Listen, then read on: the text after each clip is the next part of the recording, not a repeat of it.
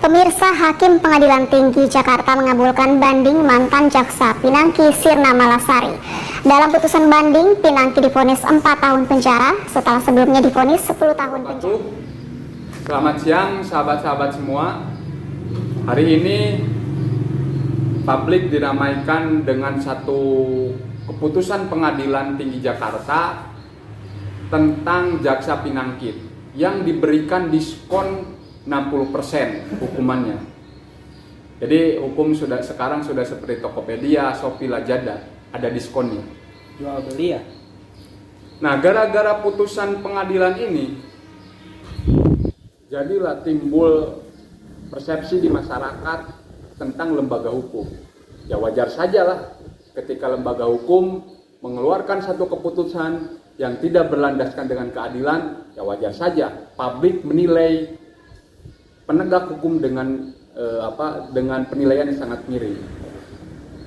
Wajar saja ketika netizen memberikan sumpah serapah di Twitter sampai bahkan trending. Wajar saja para mahasiswa hukum bergerak mengkritisi adanya putusan tersebut. Wajar saja para pegiat anti korupsi yang tergerak itu mengkritisi putusan tersebut. Wajar saja ketika banyak orang-orang yang peduli terhadap negeri ini, sedangkan penegak hukum berlaku memberikan keputusan sewenang-wenang, ya wajar saja. Nah, putusan ini kan Jaksa Pinangki ini terpidana kasus suap seharga $5.000 dan terpidana kasus korupsi pemupakatan terpidana Bank Bali, Joko Chandra. Jadi dia terkena tiga kasus. Namun setelah Jaksa Pinangki ini mengajukan banding kepada Pengadilan Tinggi Jakarta, Pengadilan Tinggi Jakarta memberikan keringanan dengan alasan yang tidak logis. Alasannya pertama, dia seorang perempuan. Yang kedua, dia seorang ibu yang sedang menyusui. Terus yang ketiga, dia telah mengakui kesalahannya dan ikhlas melakukan perbuatannya. Kan tidak adil gitunya. Di mata hukum, siapapun itu dianggap sama. Baik itu laki-laki, perempuan, dia punya tanggung jawab ataupun tidak. Di mata hukum semuanya dianggap sama. Hal yang wajar kan? Apalagi yang melakukan tindak pidana ini justru penegak hukum. Bukan hanya dirinya saja yang harus dihukum, tapi dia membawa simbol negara, membawa simbol martabat suatu hukum. Nah, gara-gara keputusan ini, salah satu pakar hukum di Universitas Trisakti memberikan pendapat terhadap putusan tersebut. Pendapatnya kurang lebih begini.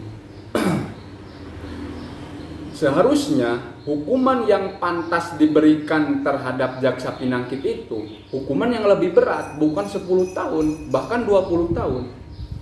Karena Jaksa Pinangki ini dia memegang statusnya sebagai ASN, aparatur sipil negara. Terlebih lagi dia sebagai penegak hukum.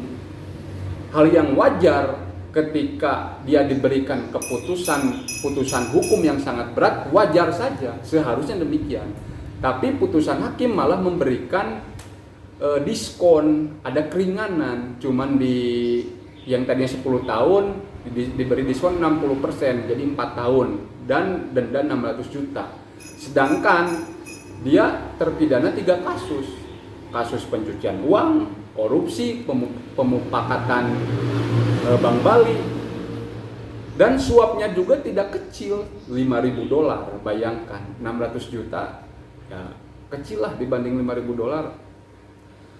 Terus juga ada dari ICW, Indonesia Corruption Watch, yaitu si Ramadana, dia berpandangan terkadang putusan hakim itu, penegak hakim itu gitu ya, memberikan putusan yang sewenang-wenang gitu ya, yang terkadang tidak masuk akal. Alasannya tidak masuk akal. Seharusnya hampir sama sih sebenarnya dia memberikan kritik terhadap lembaga pengadilan tinggi yang memberikan putusan banding itu hampir sama dengan pakar hukum. Cuman dia menitik pengadilan tersebut tidak masuk akal.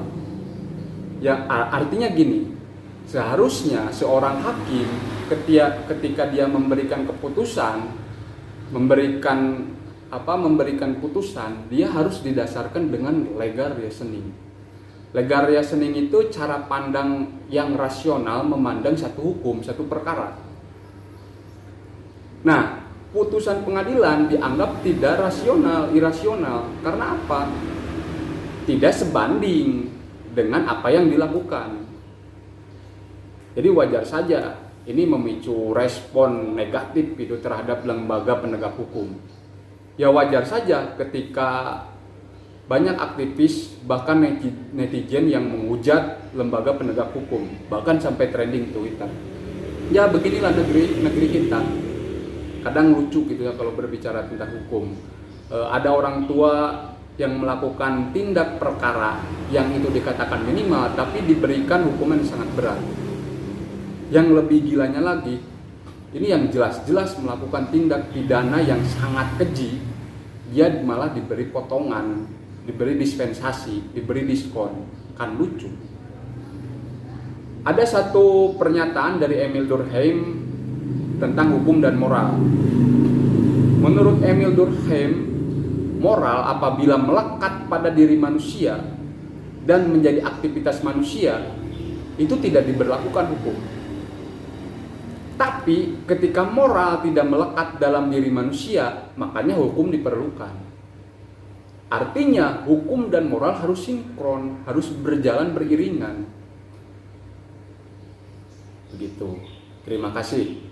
Assalamualaikum warahmatullahi wabarakatuh.